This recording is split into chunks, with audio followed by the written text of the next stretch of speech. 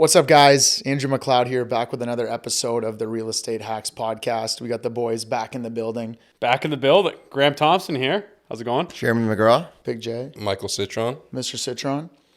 And today, we're going to be talking about flipping homes. Ba-ba-ba. This would be rental properties or maybe something that you buy, you're going to fix up and then resell to make a profit. I think this will be my favorite topic so far. I've done quite a few. I know Graham's done a few. I think we all have, right? Yeah. We've all done a couple. Perfect. Let's start off. We've got some nice seasoned flippers. Yeah, I think today's gonna be a good idea to give some people some tips on flipping, when to flip, when to hold. The pros and cons. Yeah, pros and cons, keeping a property, selling a property, what to look for in your flip. And I can tell you something, it's not like HGTV for sure. The amount of stuff that we find when we do something, and oh my God, like always prep. It's just, it can be a headache at some points, eh? Flipping? Yeah, it can be. I was going to say, like, flipping, the theory is very easy. Like, I feel like it's easy, but like it's also very hard. Yeah, it can be extremely stressful for sure. Oh yeah, on paper, I like all my clients be like, oh yeah, what's the what do you think we'd have to spend? What's the ARV? It's like, oh yeah, on paper, you're probably gonna spend 40 grand, but budget 60. Yeah. And then we'll pray that we can get like 500 grand for the house, right? So Jay, you've done a couple flips. Drop some do's and don'ts for the audience here. Okay. What's a do? What's a do? Over budget, I think. Like make sure you have a budget in place that's right. Conservative, yeah. Because too many people will try to, I'll cut costs here, I'll do this, I'll do that. And then next thing you know, something will break. You open the walls up, find knob and two. Most of the houses we're flipping are older in Windsor, right? So that we have that. And then we have, plumbing. All of a sudden waterproofing. For example, I bought a property. The seller told me, hey, house never leaked or had water. Sure enough, I take possession. 2 weeks into it, I find out, oh no, I have a water problem in the basement. There's $5,000 or $6,000. Then you got to toss in a sub pump, maybe a back water valve, a few other things, right? And you got to pull permits, ESAs. That could set you back a couple of months. And how much does that cost? So, and your contractor timelines too. Is everything in stock? So there's so many variables when it comes to flipping, and everyone tries to be, for example, even with my personal condo, I gave myself 1 month to do kind of everything and I onioned it so perfectly, but there's still setbacks. One of my contractors got set back, an important contractor, which then delayed everyone else. So there are so many things that you have to look for. There's a lot of variables. Yeah, I mean, I think the first and most important thing is you make your money on the buy. The first thing I ask anybody who has a deal is, what do they think it's worth on the market if they held a building or right away? Is the property worth more than what they're asking for from me? And so if you can get a property that's already under market value and then improve the value of the property, how do you lose, right? Like if I can resell a property right away, let's say I can buy a property for 150, relist it on the market, sell it for 200. How do I lose? And then if I add another 50, can I sell it for 300? Well, that's where I start flipping rather than just wholetailing. Wholetailing is when you just buy a property and then relist it because you think you got a good deal on it. In terms of actually flipping it, you need to have a power team. You need to have contractors. You need to have a real estate agent on the other side. You need to have your system in place so you can get things done fast. For me, speed's the game. I know. I think you did one in about a month. Is that true? Yeah, the construction project lasted less than a month, but then reselling it, obviously there's more time than just 1 month. And I think you're right about buying it too. I think that's one of the most important things. I've heard things from many different flippers about what their numbers are, but I think the common theme seems to be is around 70% of the value. So if you're, for example, have a property, you want to kind of give yourself like a 30% or even like a 30% leeway. That way, if the market does change or you need to, budget more, you have a little bit more room to play. And that's very, very good especially when with the market we had where it started dropping. If you would have bought at that 70% value, even if the market dropped 10, 15, 20%, you're still having that coverage, or at least you can break even. You get some cushion. Yeah, you can break even on the buy, but the improvements will definitely help you with your profit. Yeah, that's So cool. too many people try to buy. I think with the market changing when we were going up at fair market value, which I think was a terrible idea. I And think then it's fine when the market's going up, but then you're gambling, right? you are gambling because it You're at the mercy Yeah. of the market. Yeah, you have to find something, and good ways to do this is talk to real estate agents, as many as you can, and figure out if they have pocket listings. Pocket listings are when realtors haven't brought something to market yet, and oftentimes, they might sell it to you as a discount because they want to double end it, or maybe their seller just wants a quick sale and they don't really want to list it there's many reasons for that. So talk to as many realtors as possible. And then you can also try to find off-market or wholesale deals. But there's plenty of ways to find deals on the market. You can also look on the market and look for, I think we have a search where it's anything that's over 2 weeks, or we had that for a while. Now I think we've extended it. It should be anything over a month. Because if properties are sitting, that means they've listed them, tried to do their bidding wars. Oh, it didn't sell. Maybe they'll take less than asking. So then you can start lowballing. So if you have a list with your real estate agent, which has a bunch of properties that have been sitting on the market for more than 2 weeks, a month, depending on what your market looks like, how quickly properties are selling, you can see which ones are sitting and then go and proceed to see which ones you think would be good for flips, and then try and lowball all of those properties to try to get a really good deal. It's a good idea, Graeme. So, Mike, I know you're working on a flip right now. Yep. What are some do's and don'ts you think that would help the audience? I think the biggest thing is you have to get your team of contractors in place and make sure you can count on them. I ran into issues with multiple contractors in this process. And you definitely want to know how like your lending works on it too, like your finances. Like for me, I have a construction drawdown loan for mine, right? And something crazy happened during this flip. My contractor, I came by one day, he's like, oh, go look at what we did upstairs, right? Because we had to rewire the whole upstairs. And I go up there and he literally knocked out every single wall upstairs. Never talked to me about it. So now how the So you construction... walked up there and we're like, oh my God. Yeah, I was like, what the fuck is this, So the way... Why did he do that? He said it'd be easier to put the wire in, which like, yeah, it is, but it also cost To me... knock out, like take the drywall off, or he took the framing out? He literally knocked down all the drywall and left like all the debris there on the floor. So now you have cleanup and you had to re-drywall, re-mud, re-tape. Yeah. Well, and now you're talking thousands of dollars extra. Yeah, but it's not only that. So the way that my construction drawdown loan works is I have to get progress reports, right? So each stage, the more progress that happens, they release you money, right? Okay. So now my house is less complete than it was on the previous draw. Yeah. Because now my upstairs is not Because complete. the appraiser looks at it and it's like, oh wow, you have open walls now. Yeah. You actually went back in time. Yeah. So it like fucked me over. So for the last like 4 months of the flip, I've literally had to like close mortgage deals and pay for it out of pocket because they're not releasing money to me until I'm at a certain point now, right? Wow. So upstairs is done. It's back in place. It's looking good. My flip's going to be ready for paint by like the end of next week. Nice. And it should be listed soon. But like... I was saying before, like the paint stage is exciting because that means yeah, you're almost putting a for sale sign but like that was like so unexpected, right? Because now it's like, okay, I'm like in the middle of my flip. And then all of a sudden it's like, oh shit, like I can no longer access this money that I had Okay. on my construction drawdown loan, and I need to pay for this out of pocket. And it fucked me. So Yeah, wow. And then the monthly payments on the mortgage too, they get tacked onto the amount, right? Okay. So it's costing me money because now it's prolonging the process. Like it's not easy to come out with like 20, 30 grand to pay for all these rentals, right? So, it probably set me back, I'd say a couple months. And each month, there's a mortgage payment being tacked on to that. Let's talk about financing flips. I think that's a great topic. Yeah. In terms of financing flips, my first question to you, do you suggest to your flippers to go private on their flips?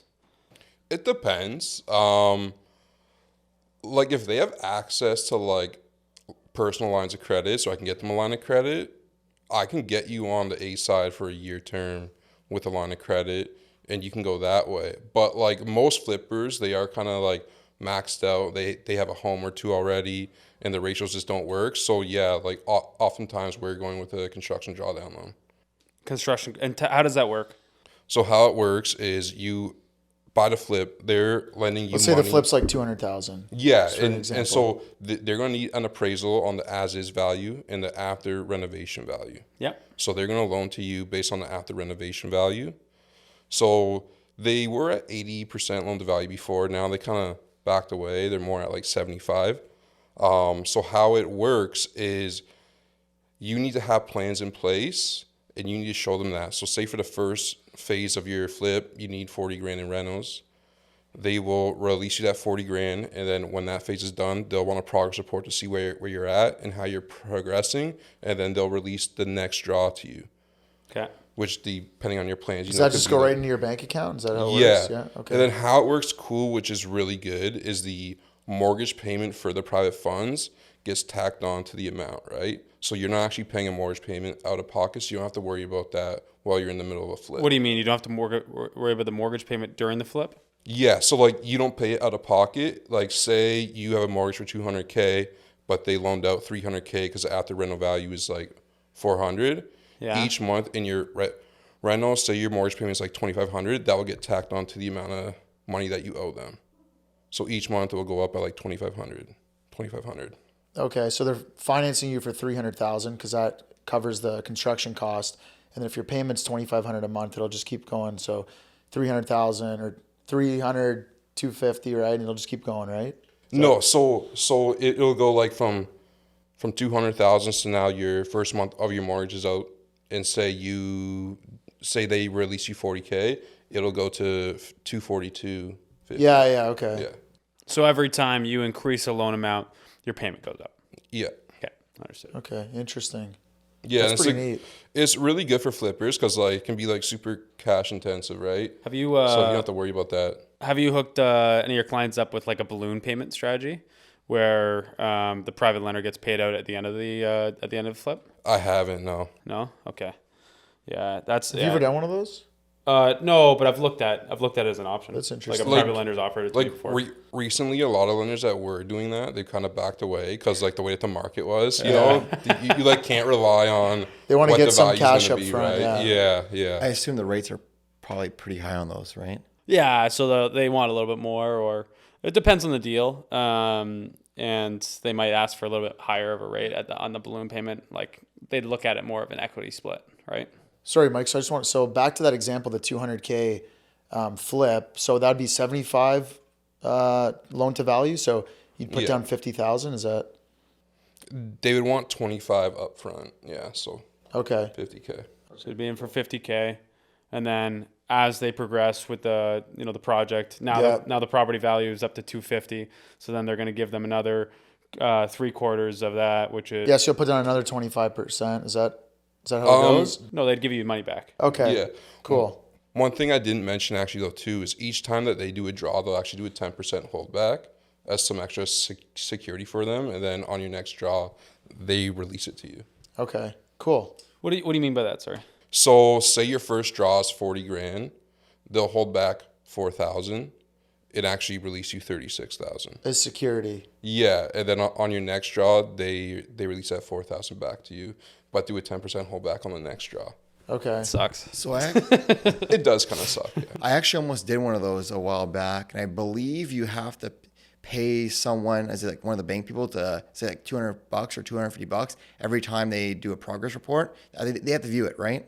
Yeah, so you have to get an appraiser in there, and for each progress report, yeah, it's like $150 to $200. Okay, so that's good to know as well, right? Yeah, like there are some fees in there for each draw. You know, like there's like an admin fee that's also like another like couple $100. So, you know, if you have like 3 or 4 draws, you're looking at like $1,600 to $2,000 just in like admin fees. But that's not a bad thing too, because you're not having to pay that amount of money out of your own pocket. So for a flipper that's starting off or doesn't have a lot of cash, that's a great option for someone. I know Graeme likes to do as well. If we can leverage ourselves a lot up, And then that way we're not using as much. And I think I can actually relate to a scenario too with my first flip. Actually, I did on Turner. We actually ended up getting a really good deal on it just because of the situation of the seller. They wanted to move over. They wanted to start fresh. And we were able to pick it up through a wholesaler for about $155. On market, it was probably worth about $180,000 to $200,000. So I was able to borrow. So I basically went private on that. For the first mortgage, it was like, I think 120 something thousand bucks. And I actually borrowed a second mortgage that followed suit for the renovations. And I overquoted myself. What I actually did was I basically based a higher quote off and then used that renovation money or that second mortgage as to cover my my down payment. So I actually started off that renovation with no money down. And then I was able to, because I had a little extra cash, because once again, we got this property for such a good deal, we were able to overborrow in the sense of what we were doing. And then we had a good ARV as well. The appraisers want to make sure that when they're lending it out, they want to see the higher ARV so that they know that, okay, well, if we're giving you this much cash, it's not that risky for them. It's not as risky for them, right? There's still meat on the bones at the end of the day for them. So we were able to borrow pretty much zero down. And then for the first, because this was my first flip, so I was learning a lot. It took me about 5 months to do. I didn't start running out of cash until month 4. And I think out of pocket, I might have spent maybe 10 grand. Yeah, I was going to say, like, an advice for the audience, like, one thing I found is that to find a mentor maybe to help you do your first flip, because that's what I had my first one. When I started out in real estate, I didn't really know too much about homes, and I had a partner that had already done a bunch of flips, so it was basically like he made it look so easy. We did another one together, and then I did my third on my own, so I thought that was pretty neat too. So if you are looking to start flipping, maybe find a partner that's already done it, or it's a great way to start. Yeah. And even if you have to split the there's profit, a lot of nuances. Like even if you just found the deal and brought it to someone that's already done it, and they can show you how to do educated. it. Yeah. Well, me and Graeme did that actually. I found a really good deal, and I was just way too overburdened at the time. So I know Graeme had a lot of good connects. I said, "Hey, I got this great deal. You have the contractors. Let's just team up." Walk us through that deal. Okay. Well, where to start with that one? We ended up picking up a house in the Village. I think myself and you have flipped the house in the Village. You've definitely flipped the house two in the Village. It's great. So basically, we bought this property. 235 in 2021, which was a pretty good price. Houses on the market were going in the 290 mark, and it was a hoarder house. I'm talking there wasn't really anything selling. I saw another wholesale deal go for 290, but I was seeing everything above 300. So me and you, we said there's nothing selling for less than 300. I think I bought mine around then for 250. Yeah, that was a pocket listing, right? It's off market, yeah. Yeah, so another good deal. Yeah, it was a good deal. Great deal. Basically, I think that the wholesaler wanted about 260. He contacted me right away and said, "Look, this is what I have for you, Jeremy. It's a great property." I'm like, "Have you personally seen it?" He goes, "No." I said, "Well, do you have any pictures?" He goes, "No." And I said, "Well, how am I supposed to buy a property sand seen for 260? So he got a few pictures from the seller. It was like garbage stacked to the ceiling. It was disgusting. I remember seeing a TikTok. I think you posted, Graeme. Graeme posted a TikTok of the before and after. Oh my God, the after was stunning. Probably. Anyways, long story short on that. We picked. So I talked to the guy. I heard like creaking the floors. You could definitely hear there was water in the floors. Love that. For some reason, there were some electrical issues they mentioned. Nothing really crazy. When we took possession of it, it took like right off the bat. We had to get the cleaners in. That was like $4,000 right off the bat. Then we found out that rats or mice have chewed through the electrical, and that we had aluminum wiring. Yeah. Aluminum wiring. I actually had a rat chew through my dishwasher in one of mine, in the back wall. So somehow he got into the property and just started wrecking havoc, like taking insulation out of it, like ripping drywall out, like. So that's things people don't budget for, though. Yeah, I'm like, I can't budget for this rat, but he cost me like $700. Yeah, and that's a dishwasher alone is like $500. It's an expensive rat. Yeah. So where were we at with that one? Yeah, so we 235. We're probably $4,000 or $5,000 deep. Then we find out the electrical doesn't work. ESA nabs us on like 16 infractions because we had aluminum wiring too. He's like, might as well just replace everything with copper. So that set us back probably, I don't know, 2 months because we got to get permits for it because when ESA comes through, they want to know exactly what is going on, right? There's no ifs, ands, or buts about that. So that set us back, because now how are we supposed to start renovations and use tools without power? Right? That set us back heavily. Thankfully, I think one of the neighbors allowed us to utilize some of their stuff there, and we were able to at least do some things while we waited for that to be done. But I just remember, like, it was probably a 4-month flip that took 6 or 7 months to do. The outcome was stunning. I believe to this day, and this was 2021, I think we listed it did we list it 2022? In May, yeah. We said April or May of 2022 there. Because you guys sold yours. No, we just sold before I it in mine. we sold it in February. We sold in February? Okay. I had another one that sold in May then. But basically, yeah, so we sold it in February. I think they closed in on April then. They moved in April. Yeah, Perfect. it was March 31st and it got moved back. Perfect. And that was the highest sale in the Villages of East Windsor. Second Villages, highest. Well, no, hold on. Flaws 620. Hold on. The highest sale of a 2-story home that will never be beat. Fawaz's was a different story because it did have a great entrance. Yeah. And that's the only reason why it sold for that, because someone was going to try to duplex it. Yeah. But other than that, as a typical, when you think of the Villages, you think of like a 2-story house. And we have that. So what was our sale price, Jerry? $536,000. That's a good deal. Because what happened with that one? They couldn't close on time, right? So were you guys taking extra deposits that were non-refundable? Correct. Yeah, it was. I think the original sale price was $521. $521, yeah. Yeah, and then it was an extra $10,000, an extra $5,000. The reason is we were actually doing more business. We both had more flips lined up. We did. And we had to borrow money to take those deals on because we were counting on this money. So we said, listen. And not only that too, we have damages. With this property, we try to use as little of our own cash as possible. Mm-hmm. So we actually had a second mortgage for almost $100,000. I want to say it was like $90,000 that we had to pay every single month. And when that set us back another month or two, and then we had to pay fees on top of that, That's right? a lot. It adds up. Yeah. So our lawyer went to bat and went to a ball for us and got us a little extra cash, and it was non-refundable too, which was great. So the worst case scenario is we had to relist it, but at least we had some money coming in to pay everyone off, right? Right. But yeah, so that was it. And I remember the year before, I had another listing. It wasn't my flip, but I had a client list a house in the Villages, and it was one of the most stunning houses besides ours. I remember getting a text from an agent that viewed it and was like, "Congratulations on being the first house like over $400,000 in the Villages." This was the year prior. Yeah. And it was kind of like you did like a kind of like puke emoji, because when you're thinking about the Villages, when I started real estate in 2016, these houses were selling for $50,000 to $75,000. Yeah. Well, when I sold mine, I had a record in 2020. You did. For $270. You did. It was Really? it was a beautiful one. Yeah, we crushed it. And then obviously prices just kept going up because you guys went over 5 and then Fawaz went over 6. And Well, a new they all record came was tumbling down.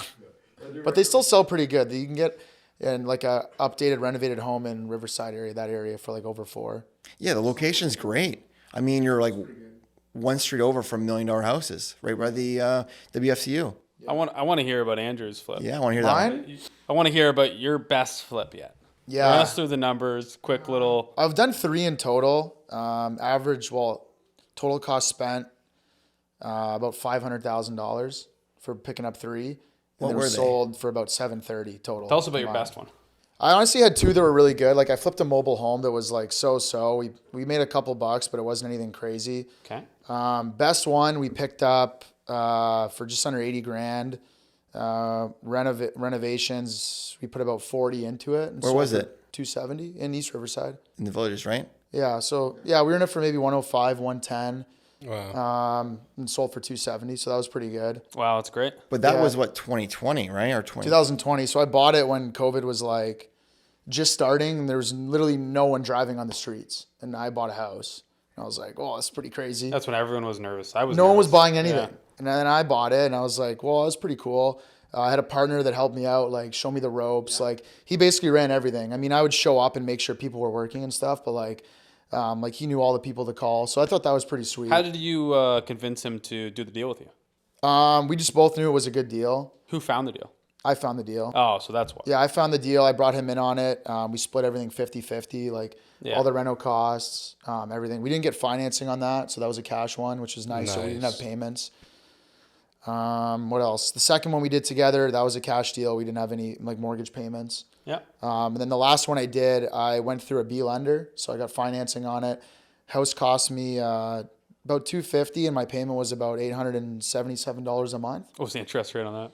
3.38 maybe. With Something a like B that. lender. Yeah, so it was a pretty good deal. And I sold it just before rates were about to go up because I got a letter from the lender. And they're like, yeah, your payment's going to go from eight and change to, I think, $1,200 or $1,300. Big jump. So I was like, yeah, but it was already sold. So Good for you. yeah, and I think the penalty on that, it wasn't expensive to break it. Maybe like, Yeah, it's probably a shorter term. yeah, it was only a 1 year term Yeah. that I did. So this is actually a really good example because I think if you're just getting started and you want to do a flip, the best way to do one is actually to find the deal. So if you can find a good deal Yeah. and get it under contract, put a conditional offer in, get the place locked up, you can find a partner. If You'll it's a good find the deal. money. You'll find If the money. deal's Exactly. there, you'll find the money. Whether it's through a private lender or a partner or Friends, a mixture of the family. two. Whether you have to ask friends or family for the down payment. If the deal is there, you can make it work. Yeah. Too many people try to find the everything else first, but the deal. Yeah. I've noticed that a lot. Like I had someone ask me, they're like, man, I got to set up a corporation. How do I do this, that? I'm like, man, just like go out, talk to people, door knock, talk to agents, and just go find a deal first. Yeah. Forget about corporations, and Yeah. you don't need any of that jazz. Yeah. It's easier but harder than you think, but it is easy. Yeah, I always have to keep reminding myself because I'll find a good deal and I'm like, what do I do with it? It's like, just lock it up. Just get an offer in. Yeah, You get the yeah. place locked up. Oh, yeah, that's what I'm supposed to You do. never know too. Like you might think your price is too low, but if you don't ask, you don't get. Exactly. Absolutely. Yeah. So Graeme, I want to hear, because we just talked about our flip, we did it together, but I want to hear, because we just sold one of your flips and you did it in 1 month. I want to hear about that. Pretty How did you pull it straightforward. together? Well, Jeremy found me the deal. He did a great job. He found me the deal. It was a duplex. It was listed for $215. We were expecting a bidding war, but Jeremy had feedback from the selling agent that not many people were really interested. So we said, okay, well maybe we could put an offer in where we think the value is. And this was in a time. This was December 2022 when was the market still- was a little slow. A little bit slower. There Confidence was was still low. about find one of the best times to buy a house is like November, December. Yeah. Honestly, because the last 4 years I've been in the business, it just keeps going boom. Yeah. So you buy in December, January. whatever, sell in April. It's great. Happy January. All days. the resolutioners just want to buy. Yeah. But Graeme, there was I think 4 offers on it, and there was a higher offer. Yeah, we were able to get because we didn't have any conditions. Quick Confidence close. is huge. Confidence is huge. Quick close. And I think the seller knew us. So that helped a little bit as well because we had a relationship with them. And so we closed $235 was our purchase price.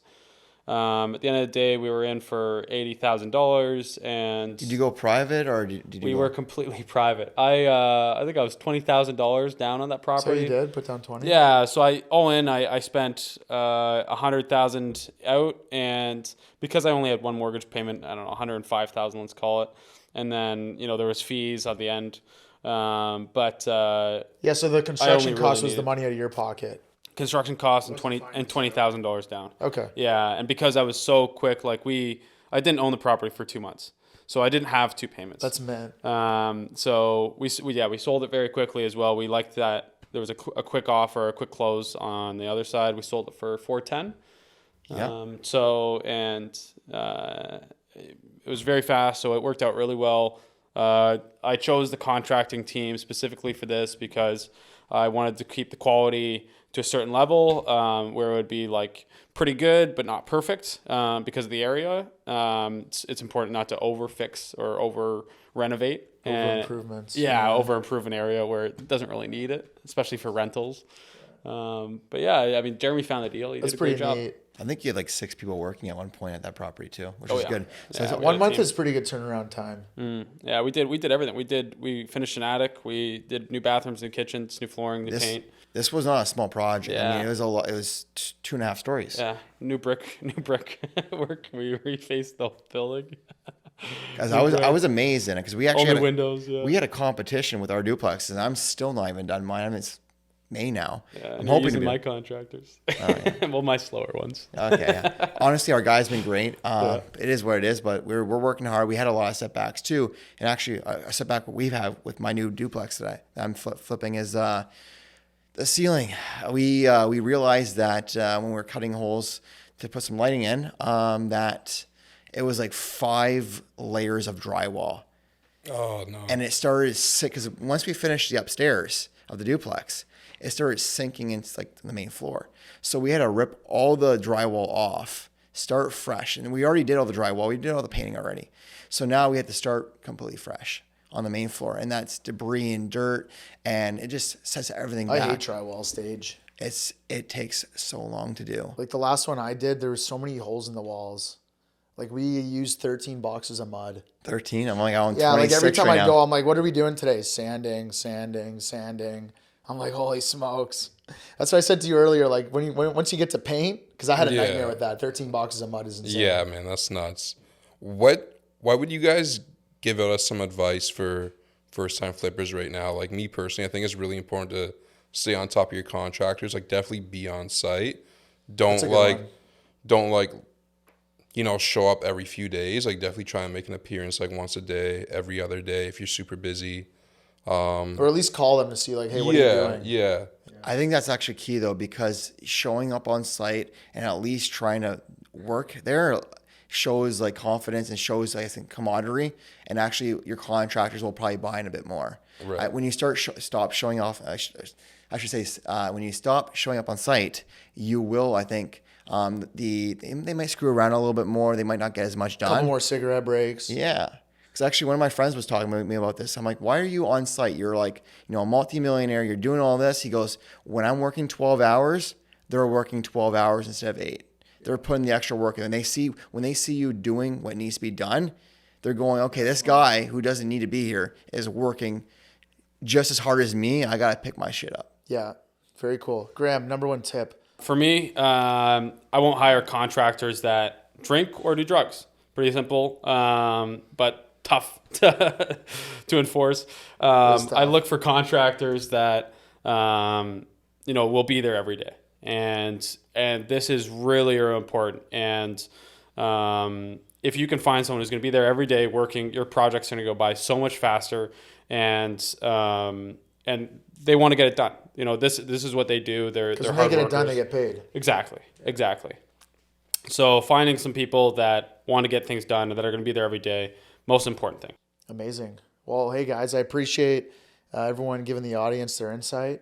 Mike, one last big tip Big tip. for our Okay. listeners here. Be careful on how you pay your contractor as well. Like if they're asking for 50% up front, tell them you'll give them a call, you'll think about it, and don't call them again. You definitely want a contractor that's willing to work with you, and they'll do the work and get paid at the end of the job. Maybe you have to put money up front to supply the materials, but that's it. I've Don't done like go giving small money up front. deposit Yeah, to start. But this guy was he was the guy that did my tile, but he was like worked for a builder, very well known in the city. He's like, this is John? how I operate. Yeah, John. I'm like, yeah, no problem. I know someone that gave a contractor 50% up front, and then that same day he was talking about how he was in rehab, and they were like, "Oh no!" What the- Yeah, so you got to be really careful. You gotta be really careful. I've done it. Yeah, I've given contractors big deposits, but I also have contractors that I've done like a lot of flips with. Yeah, you that can I trust will them, right? give like Yeah. 50%. I've Yeah. given a contractor for what's it called, for Langlois, the duplex. Yeah. I gave him $50,000 up front. Yeah, I but said because he didn't want to call me for any more money. He's like, I'm just gonna buy all the material. I was like, all right, fine. yeah, Go ahead. Well, when you have that trust with it too, like for example, going back to what you were saying about 50% up front, I on an ADU I was actually going to do at one of my flips. He gave me a great deal. I was like, oh, this is great. So I actually got a contract in place, and I looked at it and I'm like, he wanted 50%. So it was a $200,000 ADU. He wanted 50%, so $100,000 up front. And I'm like, I don't know you that well. Like, we haven't done business. You were a referral from a friend. He was showing me past work of like, he worked on Zeckelman's house. He was doing this and that, but he really couldn't show me anything. He's like, oh, don't worry. I got you. Big talk, right? You know what I'm finding? I feel like all these contractors have worked on Zeckelman's house. Yeah.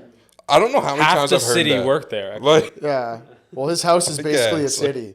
So, but amazing, guys. We appreciate everyone tuning into our episode on flipping. How can we reach all of you? We're going to start off here with Michael Citron in case anyone has any questions. yeah, you can reach me by my phone number at 226-346-7548 or my email, michael@lenscity.ca. Amazing. Graeme? Call our electrical company. 226 I see you're rocking a 773 polo there. 2010. Big J? Jeremy McGraw, and you can reach me at Jeremy from Windsor on Instagram. Also 519-982-8284. Amazing. And my name's Andrew MacLeod. You can reach me at 519-300-7093. Call or text. Or Andrew at jumprealty.ca. Wow. Amazing, guys. That's a wrap.